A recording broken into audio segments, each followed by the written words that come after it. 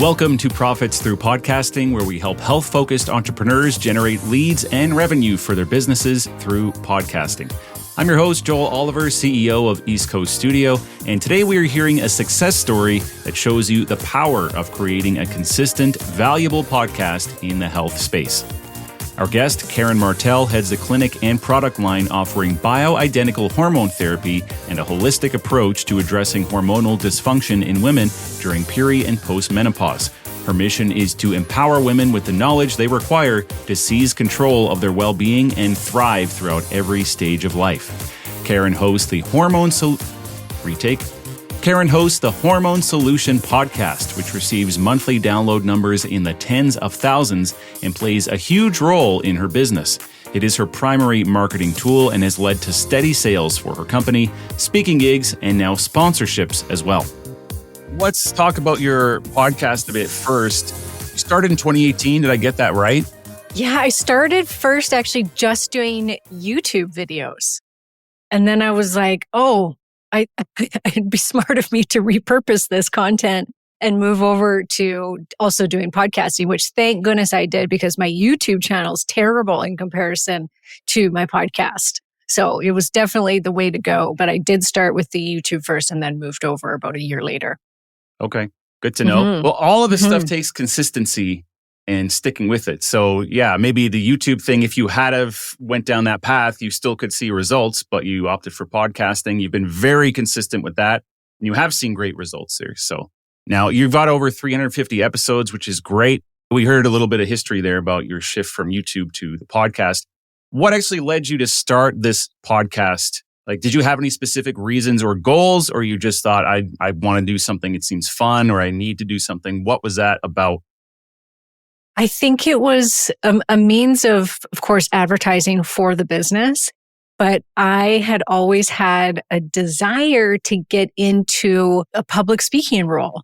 I know podcast isn't necessarily public speaking per se, but it was a close enough fit that it was like, maybe I'll start with this podcasting thing and get used to talking. And I had been doing kind of live Facebooks and live masterminds and stuff within my membership group. So I had been getting used to being on the microphone.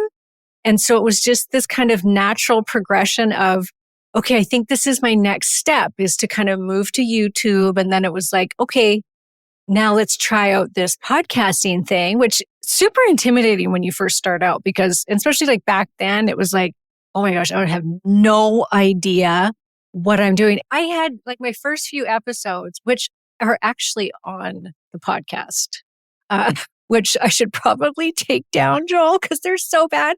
I actually had just my phone leaned up against some books. That's what I recorded on for the first, I don't know how many episodes.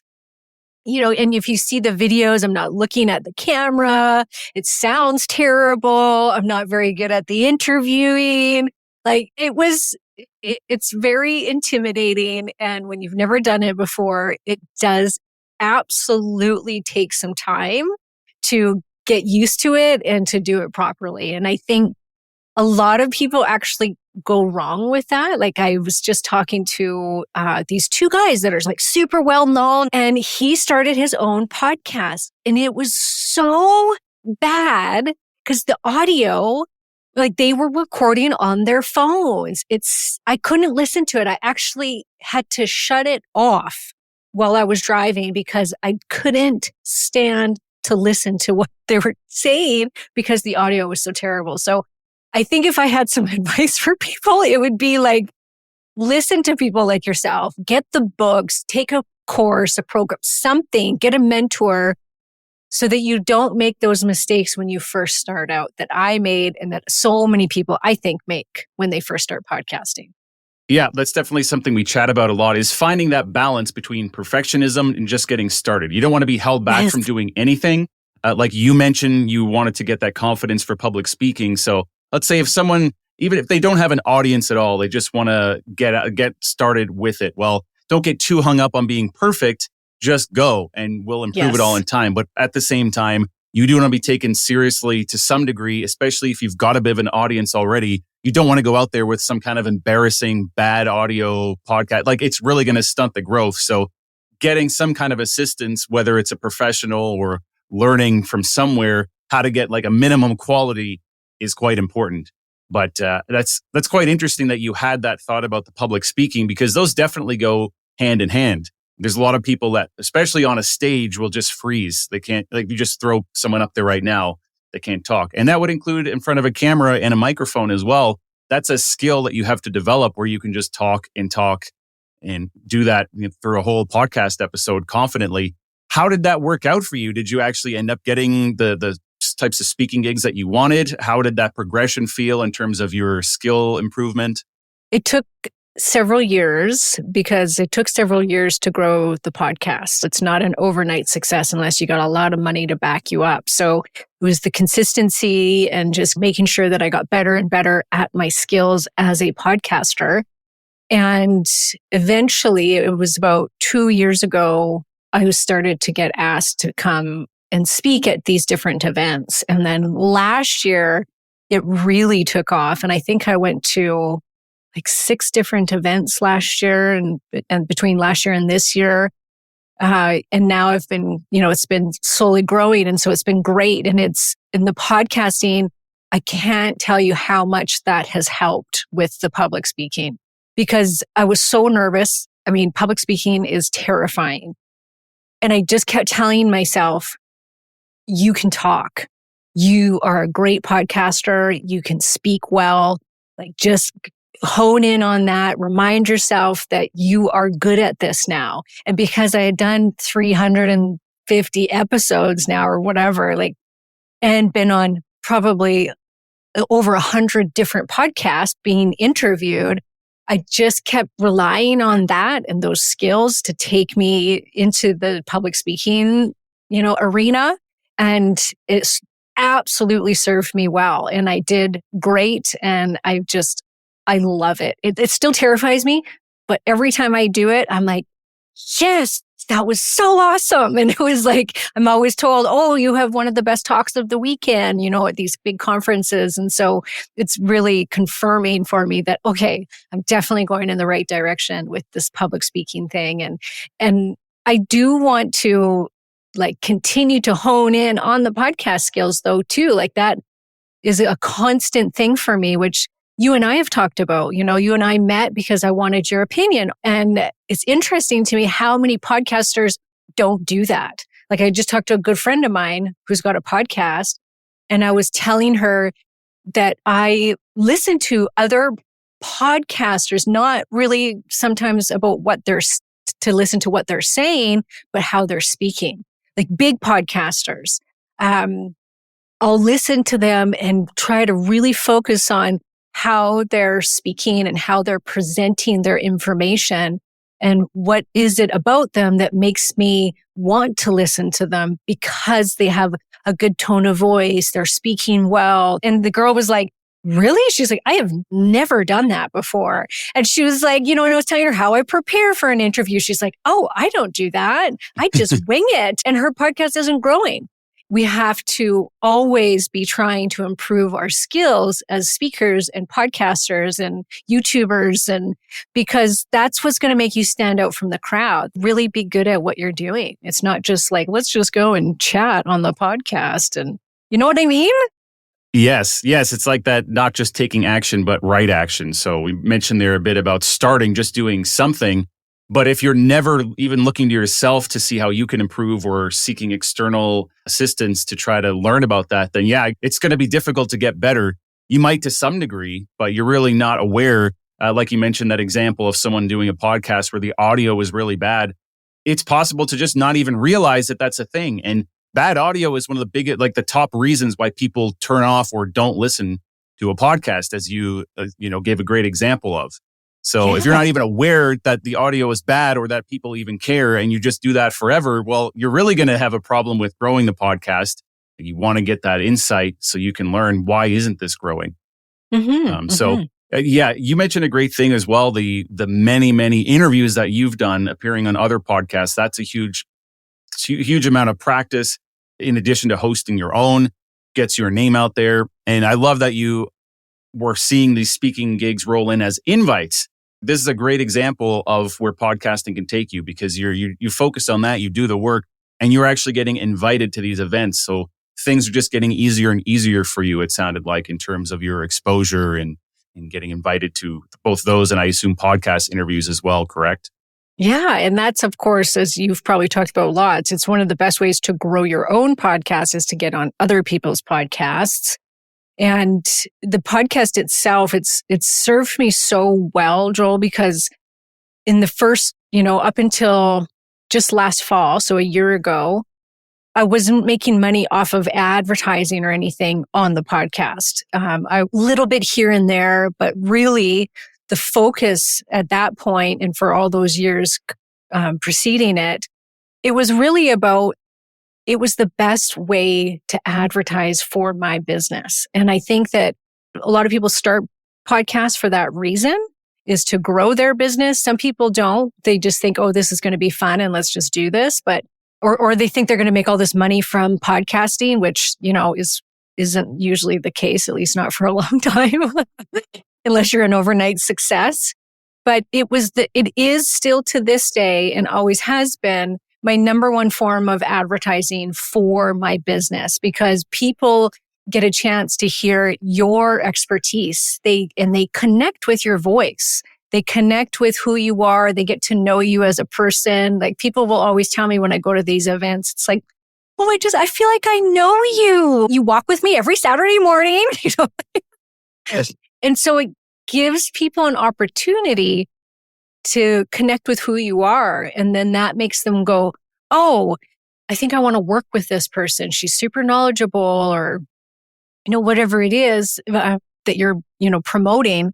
But it is the number one way to get business through the door. I really believe that is being a podcaster, because, and I remember hearing once somebody saying, like, even if you have an audience of 10 people or 100 people, that is still amazing. That's 100 people listening to what you have to say. And some of those people are going to turn into clients. And so then it's worth it, right? And so I think that it doesn't matter if you have a small audience to begin with. It's still a really great way to advertise for what it is that you do. Absolutely. And we can easily forget that when you look at a YouTube video with thousands or tens of thousands of views and you think you need that. But if we had a room full of 100 people to talk to and only just a fraction of those became your clients, most of us as entrepreneurs, that'd be pretty good. You would appreciate that. It's a good ROI, right? It's an hour of your time podcasting, let's say, for maybe one client that would become a lifelong client, or have several sessions with you, or whatever it is that you're selling, or, what they buy from you. So yeah, I think it can be excellent ROI. Especially if you're repurposing, which I know is something that you wanted to do. You're not just doing that episode. Other forms of content can come from it. It lives online forever. And that connection that you mentioned too is so important. It's easy to even forget that, but people are forming this relationship with you, even if you don't necessarily know who's listening until you meet them in person, and they're hearing you every week. They feel like they know you. So that is extremely powerful. You mentioned it took quite a while for this to all come to fruition, like the results you were seeing from your podcast. If you had given up on that podcast sooner, like after a year or two, and just quit, it sounds like there would be a lot of things now, a lot of success you've seen that would just not be present, or at least it wouldn't have come from the podcast. You would have had to find it somewhere else. So 100%. How long was it after you started doing the podcast that you felt like you had an actual audience there? Some people start with a social media following, for example. So when they begin their podcast, they've actually got some people engaged already that can go in and listen. Other people, they don't have any sort of following at all, really. So they're starting basically from zero, and it can feel like a struggle sometimes. Like, no one's listening to this. Maybe they won't ever. So how long did you have that feeling before you felt like, okay, the podcast is a substantial part of my brand and my business now? Oh, for a while, like, I had a small social media following when I started. And so I was really just promoting the podcast to clients and, my little social media following. And that was probably the case for a good year to 2 years, I would say, where it was, very slowly kind of moving up in the world. And I mean, I changed the name. I've changed the name 3 times actually in the 350 episodes. Yeah. I do want to get into that as well. Yeah, So yeah. you can just continue and we'll get to that part.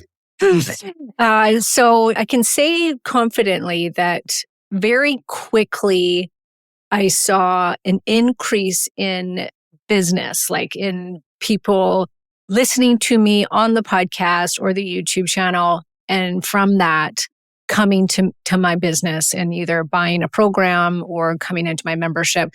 So I think fairly quickly, it was helping me to generate business. Little bits, and just very slowly grew from there. And then it was like you kind of hit this mark, and it happened about probably 2021, somewhere in there. It was like I hit a certain place with my downloads. And then it was like the algorithm may have picked it up, or maybe it was just like because there was enough people listening to it that they started telling others about it. But I feel like there was this kind of like point in my download numbers where it was like, okay, now you're going to start to really pick up the pace here of listenership, which is that then turns into clientele. Mm-hmm. And so it took a couple of years of consistency to get to that point. And then it kind of really started to move up, and it went quite quickly until last year.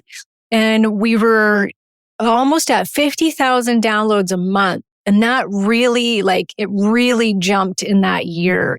Okay, we got into your business a little bit there. Tell us who your ideal client is with your business specifically. What are you offering them? Like, what are you selling and how you deliver it? Let us know about your actual business. Mm-hmm. So I run a telemedicine clinic for women in midlife that are going through perimenopause and menopause. We do prescription hormone replacement therapy. We can prescribe in every state. So that's one part of our business. And so that's private coaching. They, see a nurse practitioner and, we do all their hormones and come at it from a very functional perspective. So we meet with women. We go through a whole bunch of different lifestyle factors, diet, stress management, and come at it from a functional viewpoint because there's not a lot of hormone clinics that are doing that. So we're really trying to offer something different to women. That's kind of one business. And then another business is that we have 2 membership groups of about 450 women in total. One's a weight loss group, and then one is for women in perimenopause and menopause group coaching programs. And so it's a much more affordable option for women. So we're trying to make our services available to all women and, at all price points. So it's like, if you can't afford the expensive private coaching, no problem. You can come in and you can be part of our group coaching program. And that's been going for 7 years, that one. So it's been really successful. And that's why I started the podcast, was really to get the group membership stuff off the ground and to help fill it. And it's done really well for that.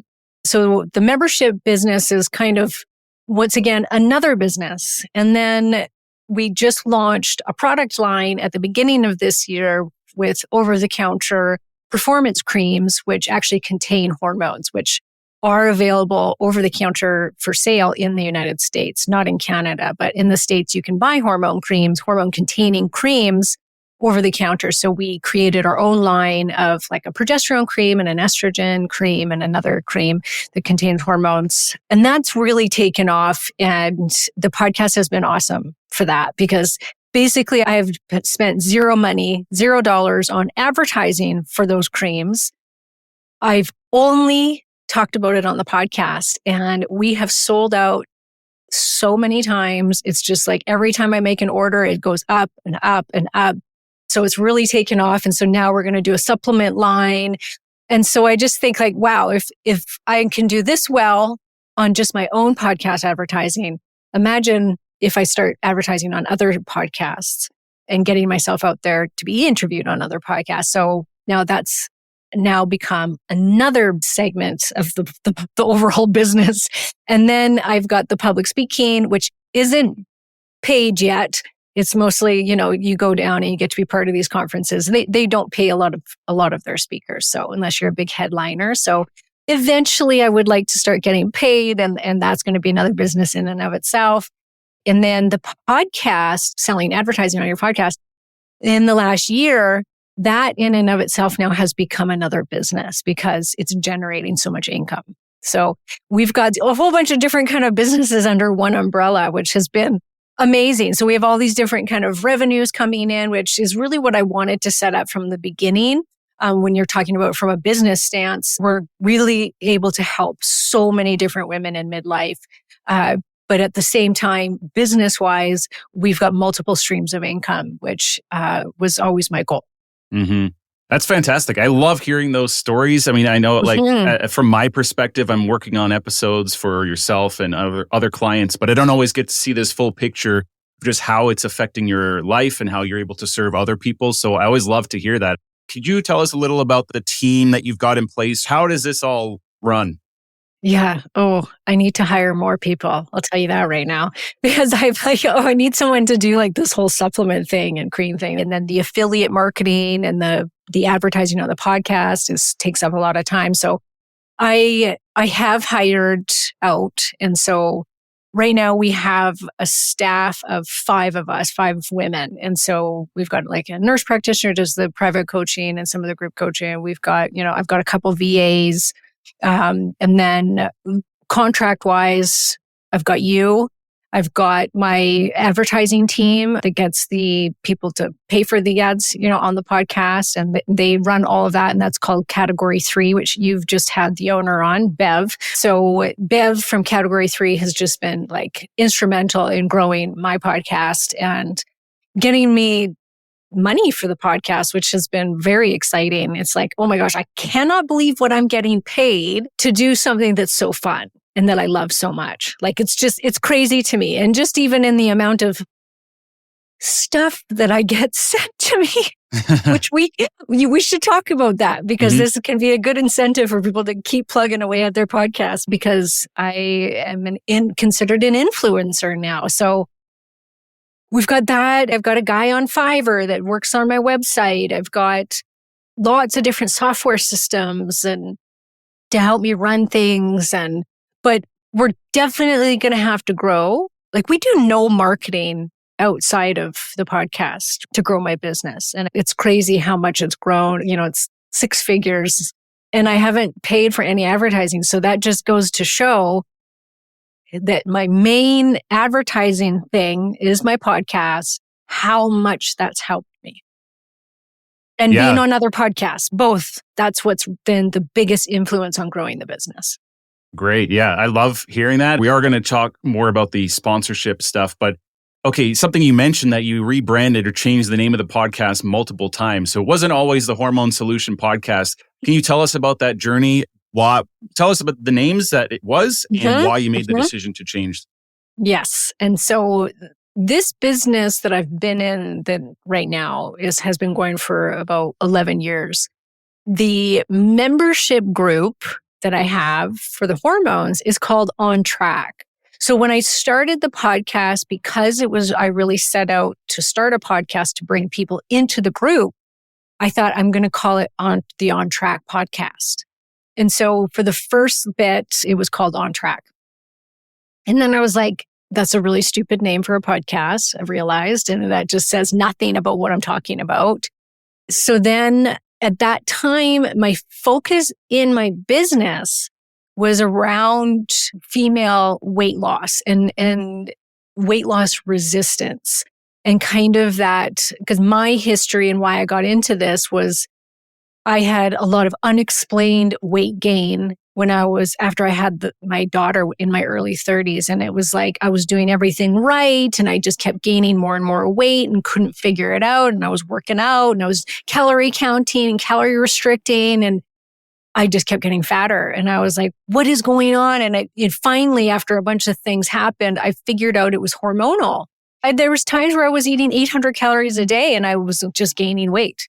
And so that whole model of calorie in, calorie out is broken.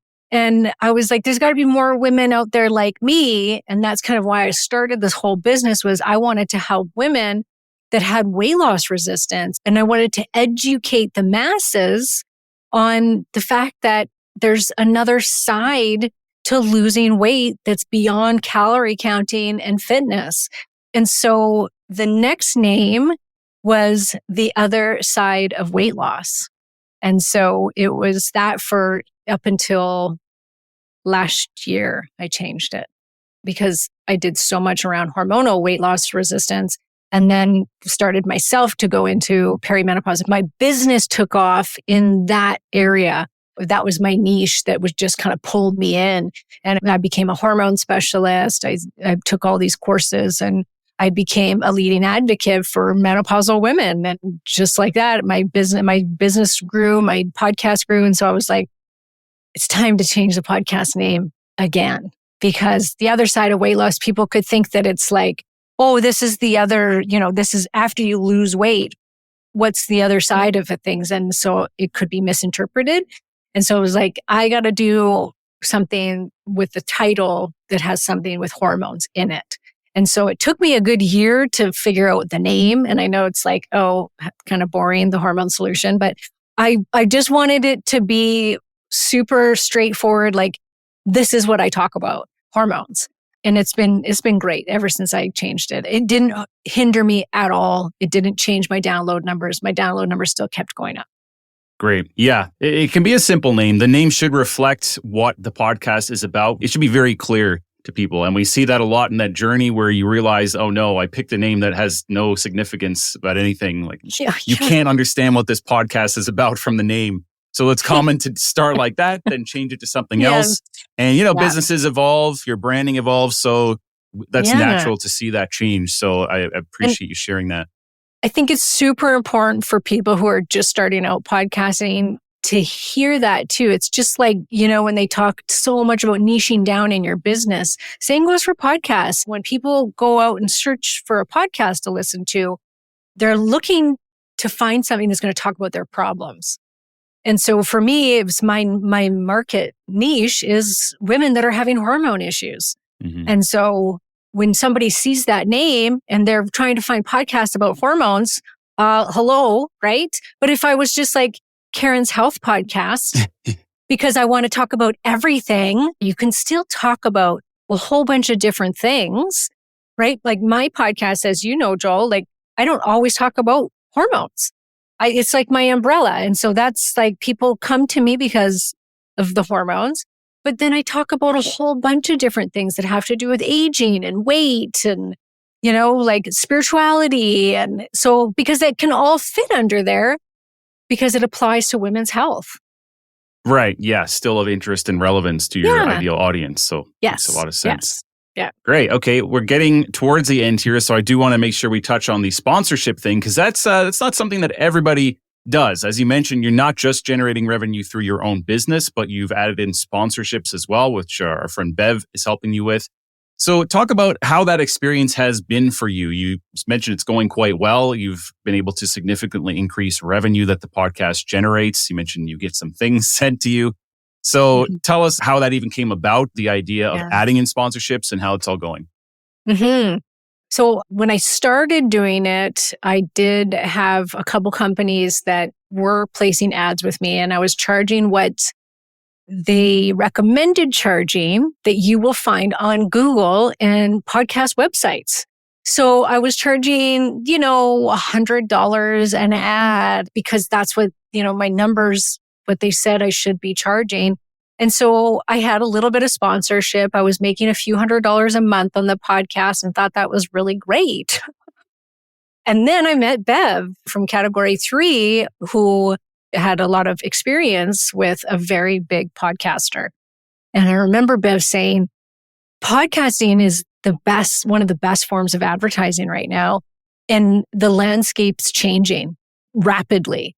And she said, it's now looked at like you would look at a magazine or a newspaper. And when you're wanting to place ads in those, that they cost a lot of money.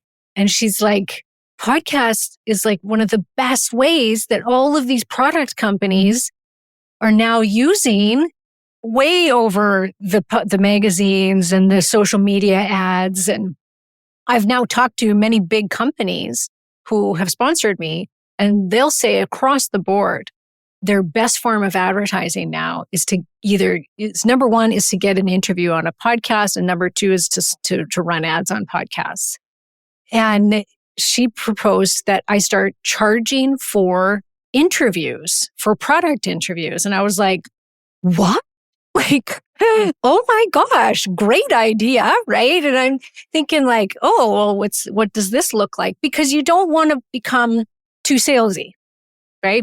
And so you do risk that. I have a very heart-centered business. I don't want to be this like sleazy saleswoman.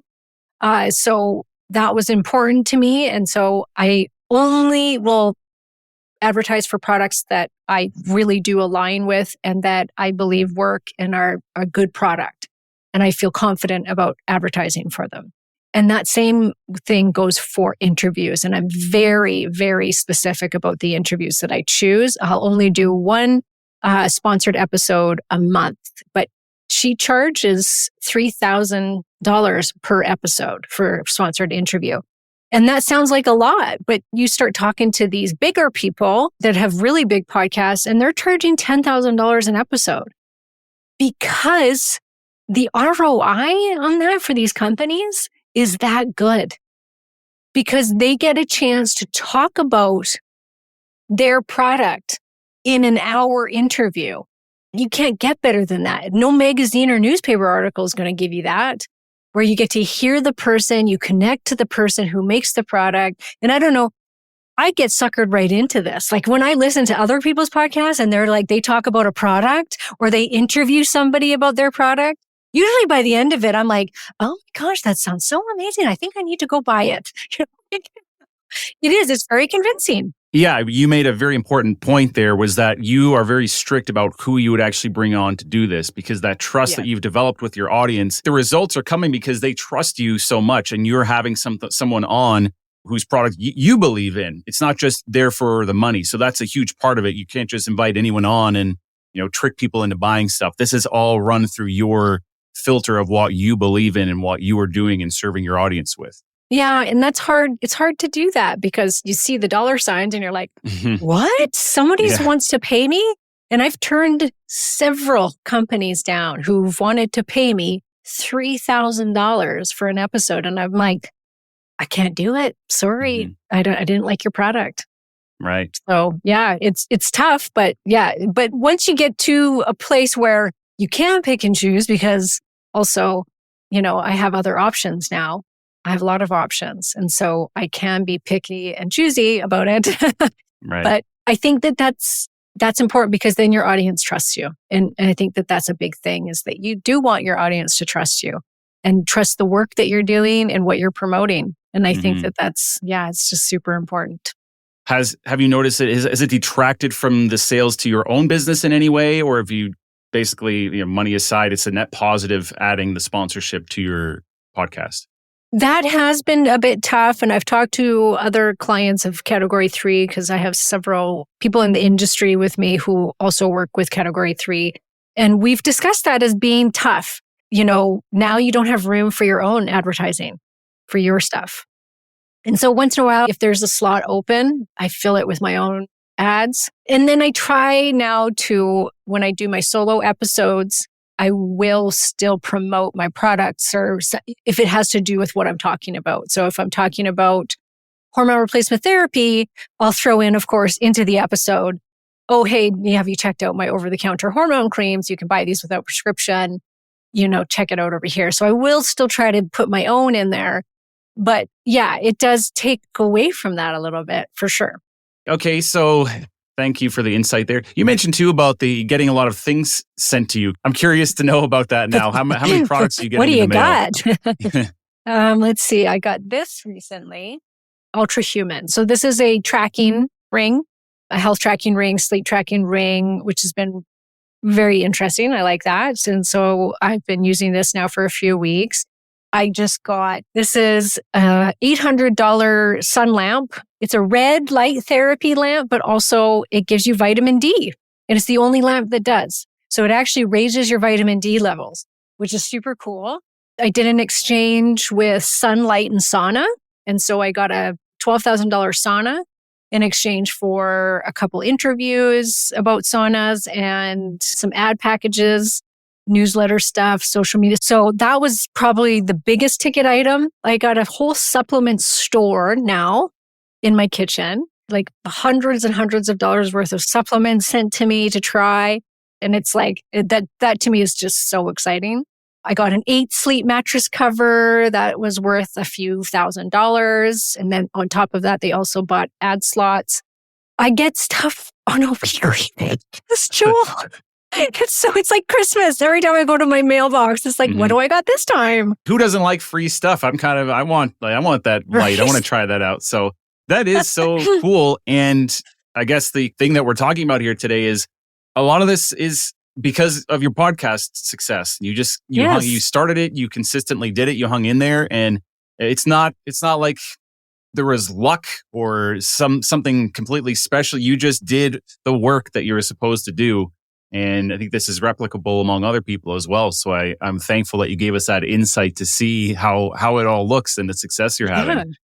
Yeah. And if I could give anybody advice, it's the consistency, but also because there's so many podcasts now, you really have to make an effort to stand out amongst the masses. People are definitely wanting to take deeper dives. Our audience is getting smarter and smarter. And so they don't want the surface stuff. They want what can you tell me that a million other podcasters aren't telling me? You want to get those really good guests. 2 years ago, I started doing roundtable discussions because very few podcasters do that. So I'll invite, 2-3 guests on and have a conversation. And that's always fun because the dynamic completely changes when you do that. And so different things like that, or if you want to do live podcasts or just shaking it up a little bit, bringing the audience something different that they're not seeing from every other podcaster. And I think if you can kind of start going outside of the box, I think that could really help to grow a podcast. Great advice. Okay, so it's KarenMartel.com, the Hormone Solution Podcast. We'll include all of your web and social links in the show notes. Is there anything else, anywhere else people should find you? Karen Martel Hormones on social media. That Great. Nails it. Wow, Yeah. I love the insight. Thank you so much for your time. Thanks for having me.